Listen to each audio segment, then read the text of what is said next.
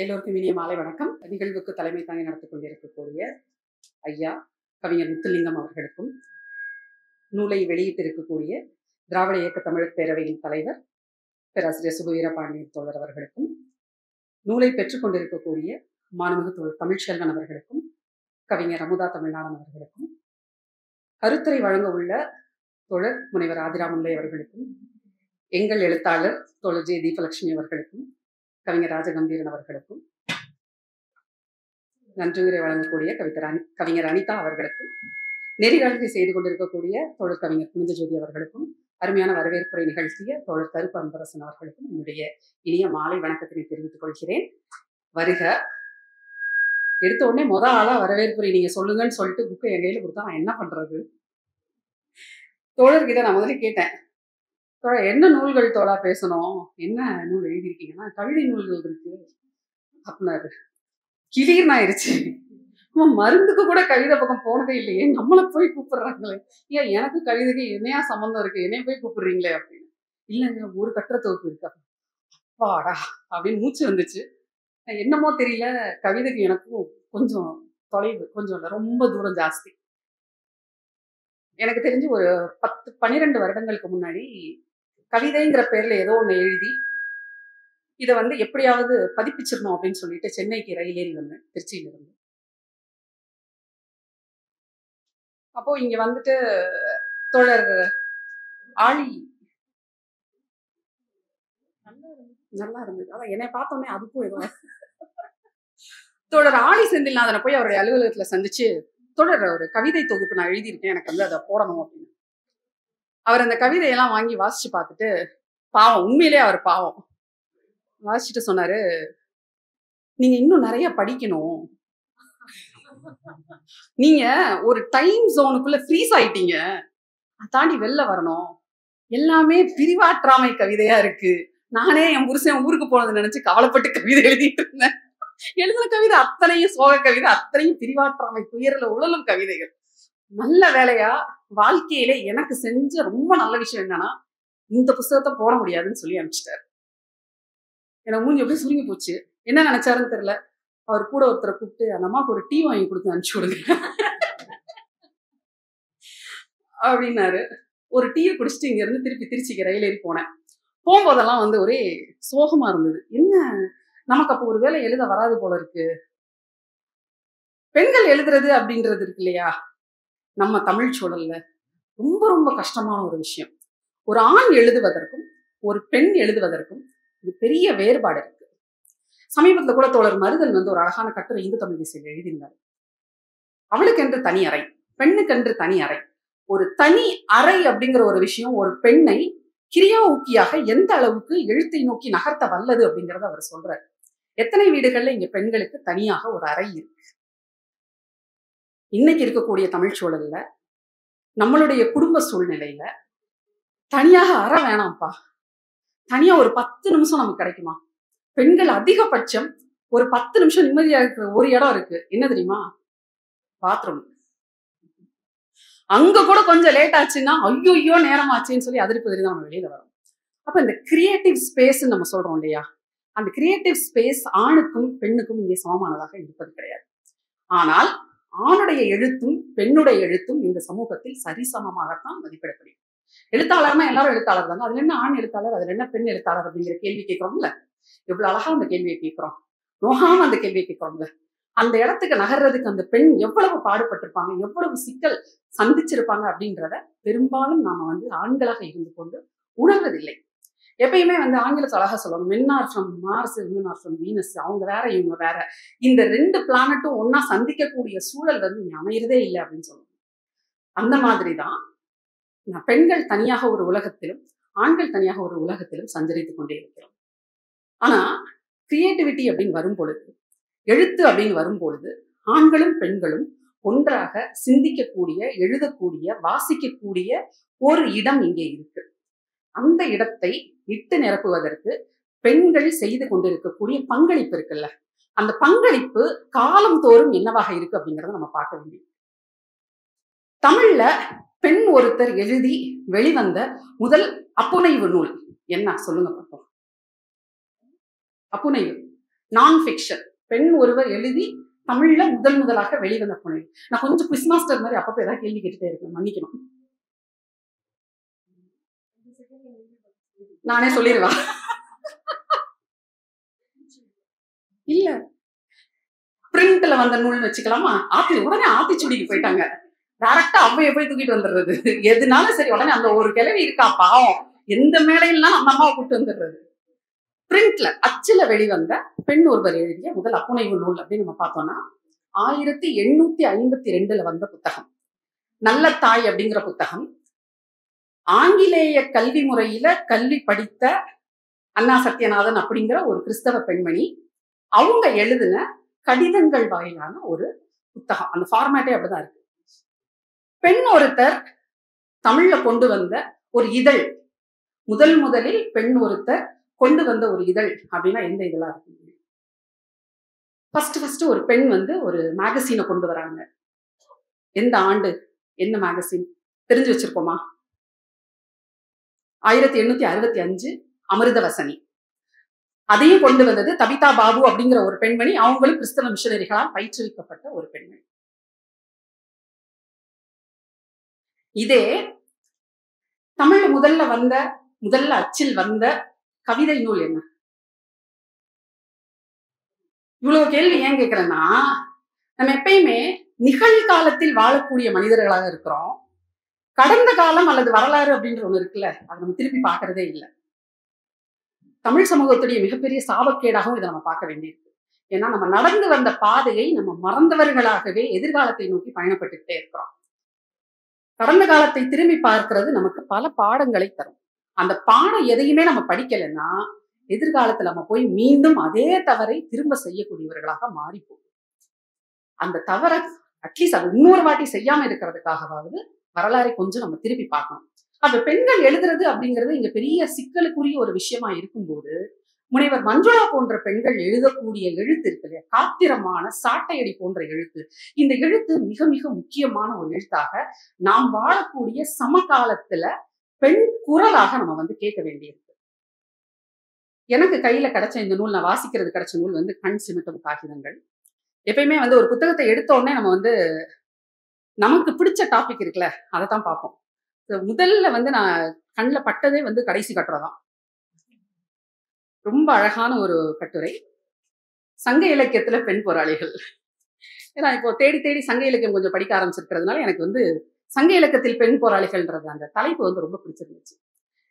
இன்னொன்னு நம்மளுடைய சமூகத்துல என்ன பெரிய சாபக்கேடா இருக்குன்னா, பெண்களுடைய வரலாறு அல்லது பெண்களுடைய கடந்த காலத்தை இங்கே ஆவணப்படுத்துவது அப்படிங்கிற பணியையும் பெண்களே தான் எடுத்து செய்ய வேண்டியது. அந்த பணியை செய்வதற்கு ஆண்கள் முன்வருவது இல்லை.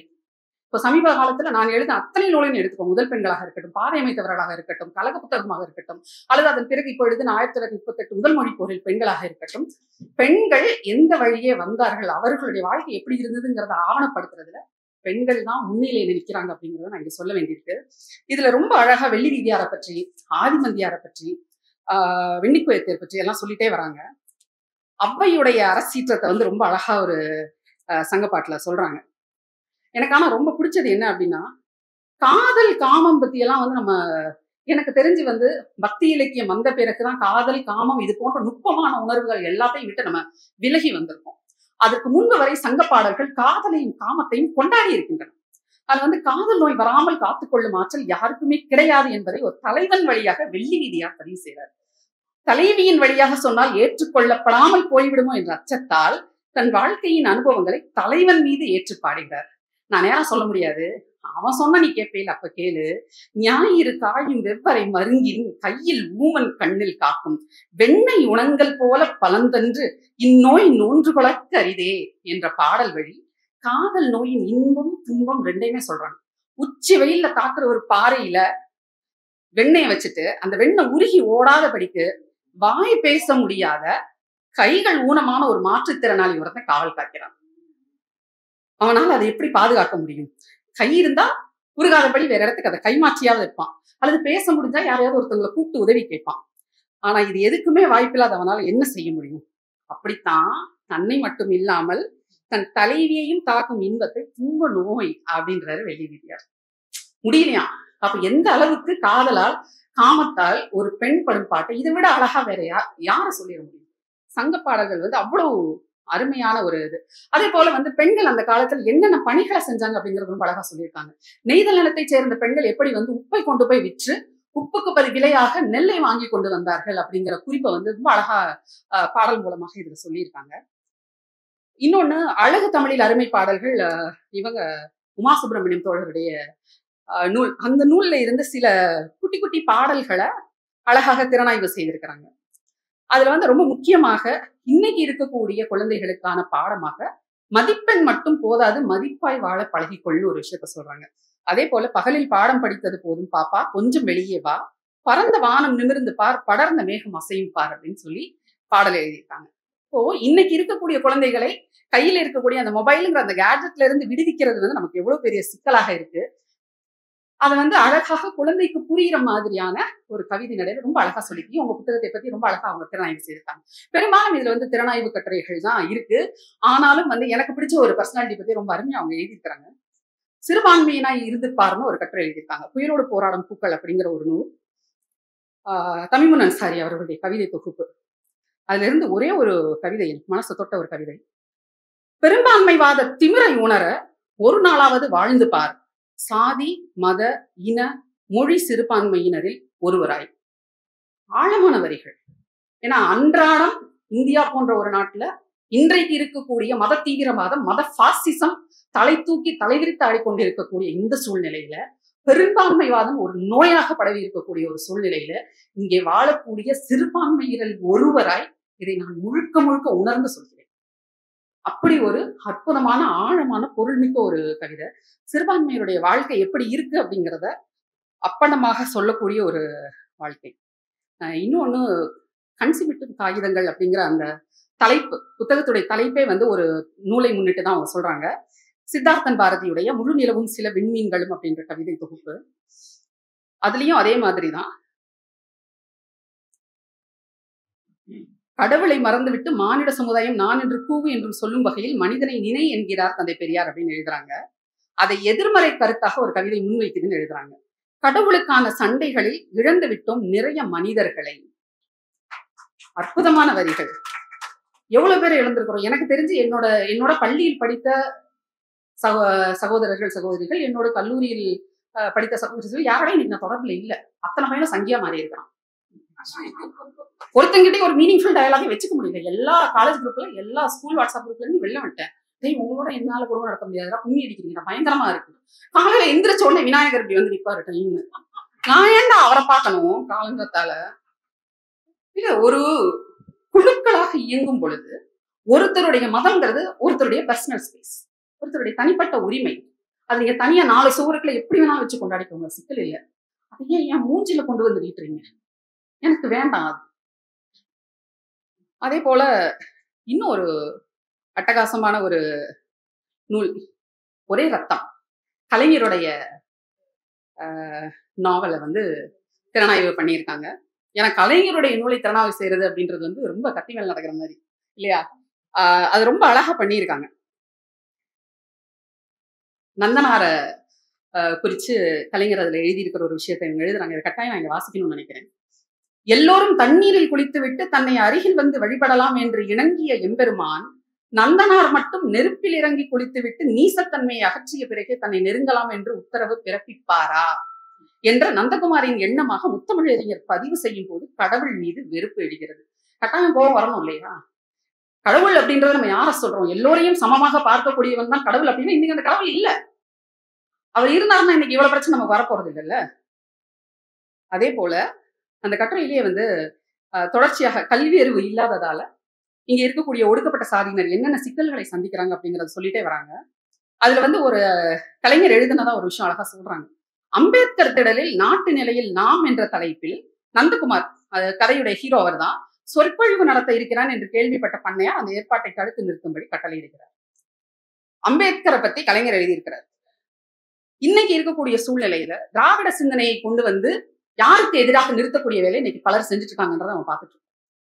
அம்பேத்கரையும் பெரியாரையும் எதிரெதிர் கருத்தியல்களாக கொண்டு வந்து நிப்பாட்டுறதாகட்டும், அம்பேத்கரையும் திராவிட இயக்கம் சொல்லக்கூடிய கருத்துக்களையும் எதிரெதிராக கொண்டு வந்து செய்யக்கூடிய விஷயத்தையும் சில தனிநபர்கள் தங்களை தாங்களே தலித் இன்டெலெக்சுவல்ஸ் சொல்லக்கூடியவங்க உதிரிகள் தொடர்ச்சியாக செஞ்சுட்டே இருக்காங்கன்றத நம்ம பார்க்கிறோம். அப்ப அதையும் நம்ம எதிர்த்து இந்த இடத்துல கேள்வி கேட்க வேண்டியிருக்கு. கலைஞர் பேசக்கூடிய சாதி ஒழிப்பு அப்படிங்கிற ஒரு விஷயம் இருக்கு இல்லையா, அது நம்ம கட்டாயமாக முன்னெடுத்து செல்ல வேண்டும் அப்படின்னு நான் நினைக்கிறேன். ஏன்னா சாதி ஒழிப்பு அப்படிங்கிற விஷயம் வந்துருச்சுனாலே அங்கே பெரியாரும் அம்பேத்கரும் மார்க்ஸும் எங்கெல்ஸும் எல்லாரும் நமக்கு தேவையானவர்களாகத்தான் இருக்கிறாங்க. அதுல ஒருத்தரை மறுத்து விட்டு ஒருவரை ஏற்றுக்கொள்வது, ஒருவரை குறைத்து மதிப்பிட்டு விட்டு மற்றவரை ஏற்றி சொல்வது அப்படிங்கிறத நம்மளால ஏற்றுக்கொள்ளவே முடியாது. அதற்கு இந்த நூல் ஒரே ரத்தம் அப்படிங்கிற இந்த நூல், இதுல கலைஞர் எழுதியிருக்கக்கூடிய விஷயங்கள் ரொம்ப முக்கியமான விஷயங்களாக நம்ம பார்க்க வேண்டியிருக்கு. கடைசியாக ஒரு கட்டுரையை பத்தி நான் கட்டாயம் சொல்லணும். எழுத்திற்கான புகழ் மகுடம், எழுத்தாளர் அம்பை பற்றிய ஒரு அற்புதமான கட்டுரை. எனக்கு தெரிஞ்சு அம்பை இந்த வயசுலயும் கிட்டத்தட்ட அவங்க 80 தாண்டிட்டாங்கன்னு நினைக்கிறேன். கடந்த மாதம் கூட சில தரவுகள் தேடி இங்க வந்திருந்தாங்க. சில ஆய்வுகள் இன்னமும் அவங்க செஞ்சுட்டு இருக்கிறாங்க. ஸ்பாரோ அப்படின்னு அவங்க நடத்தக்கூடிய அந்த இயக்கத்துல அவங்களுடைய லைப்ரரிக்கு பல தரவுகளை ஆடியோ ரெக்கார்ட்ஸா இருக்கட்டும் அல்லது எழுத்துப்பூர்வமான என்ன விதமான ஆவணங்கள் பெண்களை பொருத்தியதாக இருந்தாலும் அதை தேடி தேடி இன்னமும் சேகரிச்சுட்டே இருக்கிறாங்க. எனக்கு அம்பையை பார்க்கும் போதெல்லாம் ஒரு சிட்டுக்குருவியை பார்த்த மாதிரிதான் ஞாபகம். சிட்டுக்குருவி என்ன செய்யும் அப்படின்னா, தான் எப்பெல்லாம் ஓட முடியுதோ, எப்பெல்லாம் தான் பறக்க முடியுதோ, தனக்கு தேவையானவற்றை எல்லாம் தேடி தேடி தேடி எடுத்து சேகரித்து வைத்துக் கொண்டே இருக்கிறது. அந்த மாதிரி ஸ்பாரோங்கிற பேரை அவங்க கரெக்டா தான் அவங்க அமைப்புக்கு வச்சிருக்கிறாங்க. எனக்கு தெரிந்தே எக்கச்சக்கமான தரவுகளை அவர் சேகரித்து வைத்திருக்கிறார். நானே நிறைய ரெக்கார்ட்ஸ் எனக்கு கண்ணுல பெண்களை குறித்து எந்த ஆவணம் எனக்கு கிடைச்சாலும் முதல்ல அவங்களை கூப்பிட்டு இந்த மாதிரி ஒரு ஆவணம் இருக்கு, நான் பார்த்துட்டு உங்களுக்கு வேணுமா அப்படின்னு தான் கேட்பேன். ஏன்னா எங்கேயோ ஒரு இடத்துல பெண்களை பற்றிய இந்த ஆவணங்கள் பத்திரமாக இருக்கின்றன அப்படிங்கிற ஒரு நிம்மதி நமக்கு மனசுக்கு வரும். 1960களில் இருந்து ஒருவர் பெண்ணியம் இங்க பேசிட்டே இருக்காரு. இன்னைக்கு அரசியல் சூழல் காரணமாக பல விதங்கள்ல அவரோடு எனக்கு கருத்து முரண்கள் உண்டு. நான் அதை பகை முரணாக நினைக்கல, நட்பு முரணாக தான் நினைக்கிறேன். பேஸ்புக்ல ஏதாவது ஒரு போஸ்ட் கொஞ்சம் காட்டமா போட்டா கூட அடுத்து போன் பண்ணி எனக்கு கேட்பாங்க, என்ன போல இப்படி எழுதுற அப்படின்னு கேட்பாங்க. கடந்து போயிருங்க அப்படின்னு சொல்லுவேன். அந்த மாதிரியான ஒரு நட்பு முறையில தான் நாங்க இருக்கிறோம். தமிழ் சமூகம் கொண்டாட தவறிய மிக முக்கியமான பெண்ணிய எழுத்தாளர்களில் ஒருவர் அம்பை. அம்பைக்கான மிக மிக முக்கியமான ஒரு என்ன சொல்றது, ஒரு நல்ல ட்ரிபியூட்டை இந்த கட்டுரையில அவங்க எழுதியிருக்காங்க. எழுத்திற்கான மணிமகுடம் அப்படிங்கிற ஒரு ட்ரிபியூட்டை. ஏன்னா இதுல அம்பையுடைய பார்வையில ஒரு விஷயத்தை அவங்க சொல்றாங்க. பெண்கள் தமிழில் ஆத்மார்த்தமான இலக்கிய முயற்சி என்ற இலக்கை எடுத்துக்கொள்ளாமல் வணிக எழுத்திற்கு சென்றது ஏன்? தனக்கான உண்மையான உணர்வுகள் இருக்கையில் வணிக எழுத்து நிரந்தரமான உத்திகளுக்குள் தன்னை சுருக்கி கொண்டது ஏன் என்ற வினா எழுப்புகிறார். இன்னைக்கு இங்க இருக்கிற எல்லா பெண் எழுத்தாளர்கள்ட்டையும் இந்த கேள்வியை நான் முன்வைக்கிறேன். நமக்கான எழுத்து அப்படிங்கிறது என்ன அப்படிங்கிறத நம்ம ஃபர்ஸ்ட் தேடி கண்டுபிடிச்சுக்கணும். அதுல இருந்து நூல் இழை கூட விலகாமல் அதை அப்படியே பிடிச்சுக்கிட்டு போகணும். கொள்கைதான் முக்கியம். என்னைக்கு வணிக எழுத்துக்கு உங்களுடைய தலையை நீங்க ஒப்பு கொடுத்துட்டீங்களோ அன்னைக்கு சோழி முடிஞ்சுன்னு அர்த்தம். உங்கள் எழுத்து உண்மையான எழுத்தல்ல, உள்ளத்திலிருந்து வரும் எழுத்தல்ல. அப்ப இந்த பாடத்தையும் நம்ம அம்பைகிட்ட இருந்து கத்துக்க வேண்டியிருக்கு. கண் சிமிட்டும் காகிதங்கள் உண்மையிலே ஒரு நல்ல சிறப்பான ஒரு கட்டுரை நூல். திறனாய்வு கட்டுரைகள் தான் பெரும்பாலும் இதுல இருந்திருக்கு. இதுல ரொம்ப அழகா சொல்லியிருப்பாங்க. சமகாலத்தில் வாழக்கூடிய படைப்பாளர்களை கொண்டாடணும் அப்படிங்கிற மனப்பக்குவம் இருக்கு இல்லையா, அந்த பக்குவம் நிறைய பேருக்கு கிடையாது. இந்த நண்டு அந்த நண்டு காலை எப்படி பிடிச்சி இழுக்கலாம் அப்படின்னு பார்க்கக்கூடிய ஒரு சூழல்ல நம்ம ஒரு பானைக்குள் இருக்கிற நண்டுகளாக நம்ம இருக்கிறோம். அப்படி இல்லாம சமகாலத்தில் தன்னோடு வாழக்கூடிய பல கவிஞர்களை, பல எழுத்தாளர்களை இந்த நூல்ல கொண்டாடி தீர்த்திருக்கிறாங்க. நம்ம அனைவரும் கட்டாயம் வாசிக்க வேண்டிய ஒரு சிறப்பான இந்த நூல். உங்களை மனதார வாழ்த்துகிறேன் தோழர் மஞ்சுளா. நன்றி.